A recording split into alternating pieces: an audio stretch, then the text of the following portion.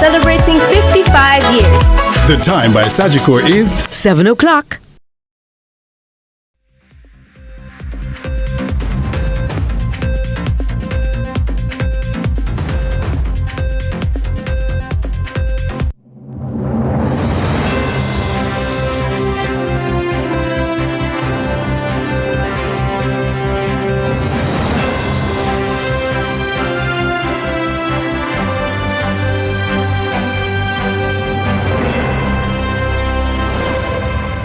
Tonight in CVM News at 7, NIA condemns removal of Auditor General from Integrity Commission. Jamaica Fire Brigade reminds take heed during hurricane season. Geology experts warn against building in landslide zones. And in sports, West Indies women surrender second ODI to South Africa women.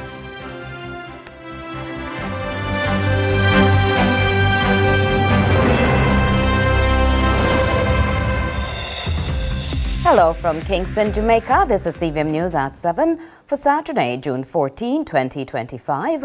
I'm Caroline Brown. Thanks so much for joining us. The National Integrity Action, the NIA, has issued a strong condemnation of recent actions perceived as undermining the Integrity Commission and democratic oversight. The organization has expressed serious concerns regarding developments it believes threaten accountability, transparency, and good governance. The NIA's primary concerns revolve around several key areas. Firstly, the organization disapproves of what it calls efforts to weaken the Integrity Commission, which it views as a direct attack on the principles of good governance. Secondly, the NIA raised concerns about the removal of the Auditor General, suggesting this action could negatively impact transparency. The NIA also flagged the apparent manipulation of qualifications for the Chief Technical Director of the Financial Investigations Division, the FID.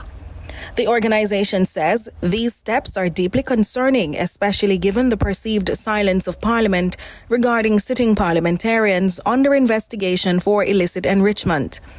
The NIA is suggesting that rather than ensuring accountability, Parliament is prioritizing self-protection, allowing corruption to persist unchecked. NIA's stance is that these actions collectively constitute a significant threat to the integrity of the nation's governance structure and the fight against corruption. The consideration by lawmakers to strip the Integrity Commission of its ability to obtain third-party information is another area of concern for the body.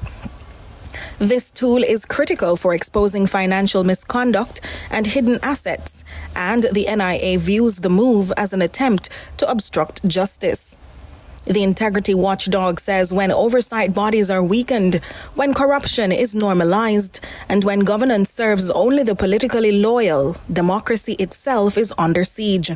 It has called on Jamaicans to reject this, quote, dangerous erosion of integrity, to demand transparency. Nika Lewis ending that report. Now, geology experts are warning persons who continue to build in landslide-prone sections of Gordon Town, St. Andrew and its environs to refrain from doing so. Our reporter Adrian Williams took a tour with a team from the 21st Caribbean Geoscience Conference, which was held here in Kingston. Today we're in Gordon Town and we're joining a technical field trip which is a part of the 21st Caribbean Geoscience Conference. On this field trip, we're looking at land slippages and how they can affect persons living in the area and how they have affected persons in the past. To tell us more about that, we'll speak to Dr. R. Peter Mandel, Senior Lecturer in the Department of Geography and Geology at the University of West Indies, Mona campus. So is there anything that can be done to help mitigate these kind of circumstances? We know it's nature, right? Mm-hmm. But what is there anything that can be done to prevent no, you cannot prevent landslides. You can prevent people from building on slopes that are prone to failure. And that, I guess everybody who is a geologist or has a geoscience and environmental background will see. If you go down here, people are building on slopes they should not be building. Dr. Mandel explains why this practice will continue to be dangerous. And that's the challenge with this rock type, with fragile volcanics and all the is granodiorites, shale, which are fragile. So when you like when you have cracks in it, which we call the joints, if we go further up there, we'll see it. Water goes through the joints, through these cracks, and it starts building pressure. And when it cannot take the pressure anymore, then it collapses. Director of the Center for Environmental Management at the University of the West Indies, Dr. David Smith, says given the frequency of landslides, it is a way of life. So if you go up beyond Gordon Town, turn right at the police station and keep going up, there'll be numerous communities where the same sort of thing has happened. The land came down, it blocked the road in 3 or 4 places. People couldn't get home, they have to park up and walk and walk and walk and walk. And this is just the way of life in parts of the Blue Mountains. Dr. Mandel emphasized that proper planning and monitoring of the slopes would be crucial. Have proper retaining walls or proper engineering. Like if you cut off areas, then of course, where will people build? So proper planning and all these things. And monitoring, there's another thing, we don't have an effective slope monitoring network here. When a research project comes up, we put pegs and erosion modeling is done. But we don't have like stations built where you monitor the slope movement, how much millimeter per year or whatever. So you have heard the hydrologists and geologists explaining how land slippages can affect the everyday lives of persons, not necessarily because it's their fault, but because this is just the natural environment and its disposition. However, persons need to play their role in understanding the environment so they can be safe, along with government policies being enforced. I'm Adrian Williams, reporting for CVM News. Thanks, Adrian. An overview of responses by the Jamaica Fire Brigade, the JFB, was presented to the Manchester Municipal Corporation at the start of the weekend. The new commanding officer for the parish, Emric Needham, reported the gains and the challenges encountered by the brigade during the last 2 months. According to the JFB, the report to the Municipal Corporation presents an overview of emergency operations and administrative activities carried out by the brigade in the division for May. Commanding Officer Needham says there was a 38% decrease in the number of emergency calls made to the JFB for the period. There were 58 calls in May and 86 in April. When we look at the breakdown for genuine calls, for this period, 33 when compared to 65 in April. For malicious calls, 6 when compared to 10 in April. For May, 2 false alarm with good intent. There was none in April. For special service call, we have 11. Correction, we have 9. Same for April 2025. And for motor vehicle accidents, we have 3 for May. When compared to April, there was 2. He also gave a breakdown of the different types of fires that the brigade responded to. For residential fires, we attended 3. In April, there was 4. For commercial, 1. In April, we had the same. Refuse dumps, for the period of May, we had 11. And for that, for in the period of April, we have 38. Motor vehicle fires, 2 in May. And for April, we had the same. Electrical fires, 1 when compared to 7 in the period of April. The commanding officer points out that the Fire and Safety Prevention Branch of the JFB also carried out public education and promoted safety standards, including plan reviews and hydrant maintenance. The activity comprised, when compared to April, and I just give you an outline, for building inspection, for May, 68 were done compared to 23 in April. For building plan review, in May, 12 were done compared to 11 in April. For hydrant inspection, 1 was done when compared to 13 in April. The commanding officer says for May, estimated value of property saved was $521 million, while the estimated value of property at risk was $574 million. Marjorie Gordon, CVM News. And with more than 2 weeks already into the month of June, the Jamaica Fire Brigade is reminding Jamaicans to be vigilant during the hurricane season. Pay keen attention to bulletins and personal safety. That's the warning from the Jamaica Fire Brigade to citizens just weeks into the hurricane season. Commanding Officer for the Manchester Division, Emric Needham, says although Jamaicans are more aware, there are some who still disregard disaster warnings. He wants the country and particularly people of Manchester to take heed. You know what needs to be done. Clean those drains, cut those overhanging trees that are close to your residence, check your electrical wiring, see to it that all is in place, secure your roof. Those sheets of zinc that are loose, strap them down so that you, your family, can be safe if and when a hurricane struck. He says the Manchester Division of the Fire Brigade has all the equipment for the parish in working condition. The commanding officer points out that a request was sent to the relevant authorities for other needs the entity has and is hoping for a positive response. Yes, there is always limitation for some equipment, and we know the shortfall. There is always a cry that there is not much finances. However, we have all or most of the equipment that we should need in the eventuality of a hurricane. So we are still sending out our requests for added equipment, and we hope those will be addressed soon. He says Manchester has 1 firefighting unit, 1 water tender unit, and 1 pickup. Marjorie Gordon, CVM News. Several concerns were raised during a meeting of the Negril Chamber of Commerce, including the recent Great Morass fires, which continues to affect the air quality in the resort town. More from Adrian Williams. Western Westmoreland MP candidate Garfield James met with members of the Negril Chamber of Commerce to hear their concerns and share his plans to aid in fixing them. One business owner was disgruntled about how he says funds was reassigned to Kingston-based affairs, ignoring morass fires which have been plaguing the tourist resort town for years. NEP wrote a proposal to the United Nations Environmental Development Fund to get rid of the fire that is choking out Negril Beach annually. And every year it is getting worse and worse because of climate change.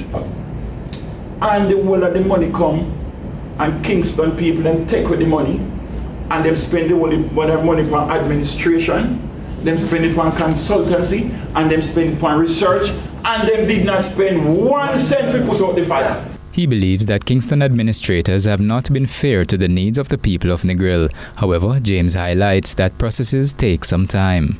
And the representation is a process, okay? And a lot can be said when you're outside that process, but there are structures established that are utilized and should be utilized. He went on further to emphasize the role the team effort will make in getting things done, adding that if that has not been the case, it speaks to bad representation. So if the results are not coming in, it means that the type of representation that you voted for, you're not getting. So I can't afford to fall in the same line.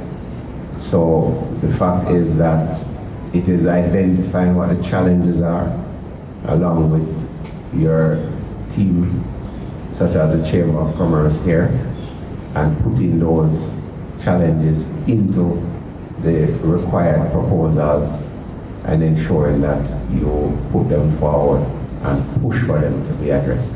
James goes up against People's National Party MP candidate and the party vice president, Ian Hales. Adrian Williams for CVM News. Do stay with us. CVM News at 7 will continue in a moment.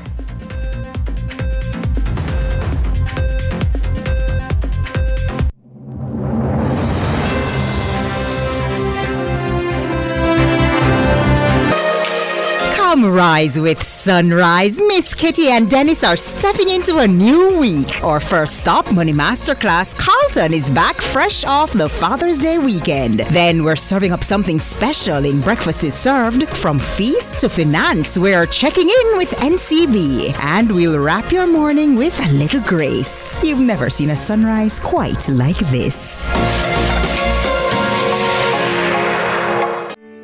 In a world where innovation meets tradition, agriculture is evolving like never before.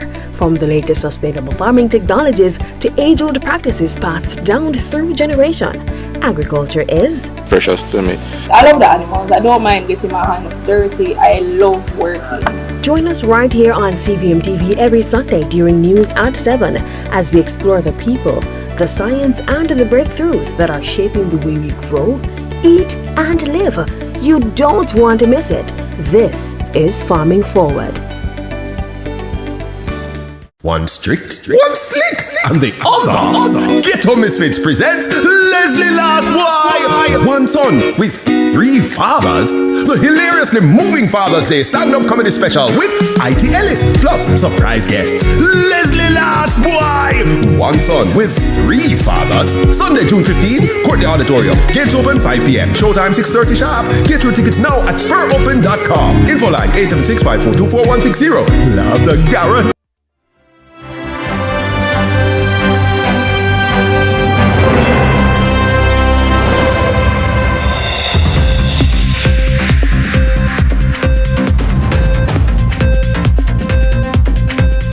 We welcome you back with a look at regional and international news now. We begin with news in the region. In Trinidad and Tobago, residents of St. Augustine and Valstein now face the aftermath of heavy rainfall that filled rivers that are now overflowing their banks. Here's TTT News. Heavy rainfall over the week affected several areas across the country, leading to rivers reaching their full capacity. In St. Augustine and Valstein, residents now grapple with the repercussions of rising waters covering houses and farms. My mom must stay downstairs, but as soon as the water came, we couldn't even save anything. Because how the water was coming so heavy, we could have just grabbed up and that was downstairs to assist her. And right now the animals basically living in the pavilion for this period of time, which we went through this in 2018 and we went through this before in many times. But really and truly, this one seems like a big one from 2018. A resident of Spring Village whose house has become inhabitable says he was able to evacuate his family, an option many without boats lack. Well, right now the situation in the back is that the waters keep on rising and the rain subside, but the water keep on rising, and we look at most houses in the back here are in water and most are covered in water. Guyana defends health worker recruitment strategy amid U.S. sanctions warning over Cuban medical program. More from HGP TV News. Amid warnings from the Donald Trump administration, which has threatened sanctions against countries using Cuba's medical labor program, accusing it of forced labor and human rights abuses, Guyana's Vice President Barrett Jagdeo says the country's recruitment strategy is not limited to Cuba. During his weekly press conference, Jagdeo clarified that Guyana is sourcing healthcare workers from multiple countries while ensuring that those coming from Cuba meet international standards. But we're working to ensure that the people who come here from Cuba, that they meet the definition because of what the U.S. Secretary of State mentioned. And in international news, a Minnesota state lawmaker and her husband were shot and killed in their home early on Saturday morning in what Governor Tim Walz called an act of targeted political violence. Details from the BBC. State Representative Melissa Hortman and her husband have been killed, while State Senator John Hoffman and his wife are recovering after surgery. Now, police are searching for the suspect who escaped after a shootout with officers. Minnesota Governor Tim Walz said it was an act of political violence. We're here today because an unspeakable tragedy has unfolded in Minnesota. My good friend and colleague, Speaker Melissa Hortman and her husband Mark were shot and killed early this morning in what appears to be a politically motivated assassination. Our state lost a great leader, and I lost the dearest of friends. Speaker Hortman was someone who served the people of Minnesota with grace, compassion, humor, and a sense of service. She was a formidable public servant, a fixture and a giant in Minnesota. She woke up every day determined to make this state a better place. She is irreplaceable, and we've been missed by so many. Minnesota's thoughts and prayers are with her family, her loved ones, her children, and her parents. My prayers also go out to State Senator John Hoffman and his wife Yvette, who were each shot multiple times. The Hoffmans are out of surgery at this time and receiving care, and we are cautiously optimistic they will survive this assassination attempt. That's it for regional and international news. I'm Marjorie Gordon.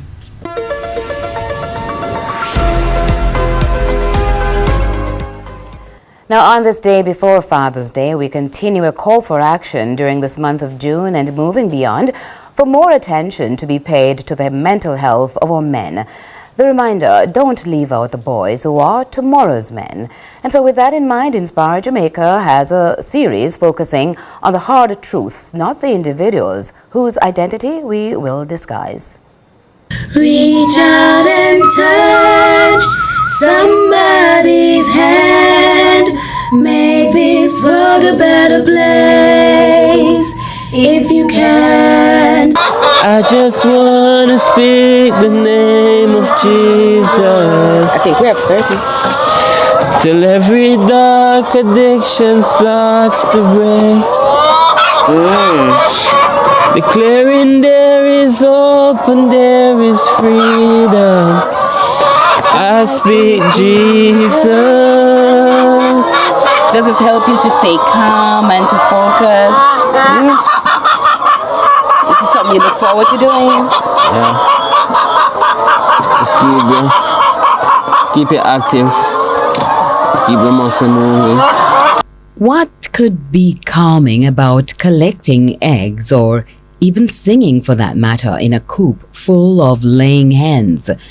Well, it has meant so much for this youngster who is on a path to reclaim the emotional stability he lost as a boy. I lost mom at age 10, so it was me and dad and my sister. My sister moved to Kingston and I come to Kingston and she started taking care of me. So she mostly take care of me. How much older than you was the sister? She's about 4 years older than me. How was that for you? Did that affect you? Oh yeah, it affected me a lot, yeah. Your mom death? Waking up every day think mom is gonna return or looking for some and it's not there, then you start to get upset, break out into tears and it was chaos. Research suggests girls and boys may respond differently to grief and trauma. However, regardless of the noted differences, research also shows it's important to avoid drawing conclusions based on gender stereotypes. You get a lot of dreams, like you wake up, and when you wake up, she's not there. I say, oh, it's just a dream. Just a dream. Yeah. You were close to your mommy. Yeah. So right through school, coming up, and she wasn't there to see me go through high school. I passed from my favorite school. And no mommy. No mom. And she used to talk well, so teach me the things, the book and the stuff. And I passed out and she was not there, you feel. She was even there to see me graduate. I was like, held on to that loss. Yeah. At what age were you diagnosed? Huh? At what age then did they say you need help? At age 23, I was diagnosed with smoking marijuana. They say I need to stop smoking so many marijuana because it cause chemical imbalance in your brain and stuff like that. And so yeah, schizophrenic. So they started treating me for the drug. Did you believe when they told you? Not at first. What made you believe? Well, just believe no God. It's that make more greater decision when you're sober than the decision you would make when you're high. You felt high? Yeah. How are you feeling now? Feeling okay. So it's a 10-year-old child. You were grieving. Yeah. Who was there to comfort you? Did anybody realize how hurt you were? My sister and my father was They there. realized that you were pining over mommy, missing mommy? Yeah. But, I don't know. They did all they could. Yeah. But you were still hurting inside. How did it manifest in you? You got angry, you said you cried, but what else happened? I get cried, smash things around, but they get over. But yeah, just go on living until the feeling that, it's a What made loss. them take you to get help? What do you think? Well, I started using drugs, I started to smoke and stuff like that. What pushed you to smoke? Well, the loss. How much do we really understand the complexities of a mental challenge, especially when it's masked by substance abuse, using one thing to try to overcome the other? Colin Taylor is program manager at the St. Anne-based Adult and Teen Challenge Jamaica. The most prevalent mental illness that is manifesting itself that I've come in contact with is schizophrenia. I see that so often in the cases that I am interviewing, that it's become quite a challenge as well too. And compound that with drug abuse or alcohol abuse, those type of things, it is now a dual diagnosis issue that we have to be able to deal with on a grand scale. And it most often manifests itself how in these boys? The schizophrenia manifests itself in this way. I have several cases that we're dealing with right now. When they're not on medication, because a lot of them will come in and they don't like to take the medication and whatnot. But we see when they do not stay medicated, what happens is they lock off. There's an antisocial behavior on top of that. There are some that get violent as well too. But the majority of the time, what they do is just become very antisocial. Communication is a challenge for them for most of the time. I have some students that just want to sleep the majority of time. They don't want to socialize. They don't want to interact with anyone as well too. I see some that just become very agitated and just want to leave and want to walk and want to go places. The violence is not so much, but I know the antisocial behavior is the largest issue. More talks from the heart next time as we continue to inspire Jamaica. Reach out and touch somebody's hand. Make this world a better place if you can. Ronaldo Adams will continue our broadcast with sports after this.